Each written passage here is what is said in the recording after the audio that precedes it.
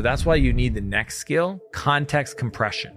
I know you may not know this, and you're probably not going to believe me, but it's possible for you to give AI too much information, too much context. And what happens when you give it too much context, it actually spits back, I don't know what to do with all this. The AI can process a lot of information you give it, it just can't process everything. For example, the other day I was working on tweaking my Dan AI system, and essentially I had 2 million words of context I wanted it to learn against. AI can't deal with 2 million words, so I had to do a pre-compression process to essentially compress the context, say that 15,000 times fast, into 200,000 words using AI. What it did is it took that and it compressed it into very detailed and specific context that I can then use to actually train my AI. So if you have a lot of information, you're going to need to know how to do this so that you can get AI to consume it all. Here's how we do it.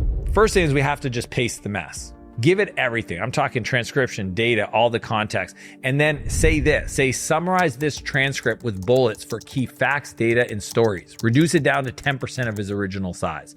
See how specific that is? The second is we have to ask it, what's missing from the original information, and list it out and give me the option to bring it back, because it might have actually summarized out some of the context that you need in there for the prompt to work. And lastly, lock it in. Use the compressed knowledge as the only context in the next prompt, meaning you use that information and start a new window and prompt with that compressed context. So essentially you take a big mess, you tell AI to pre-process it into only the important stuff for the context. Then you say, what did you take out just in case I want it back? And then you got the final verdict that is the input to the new prompting.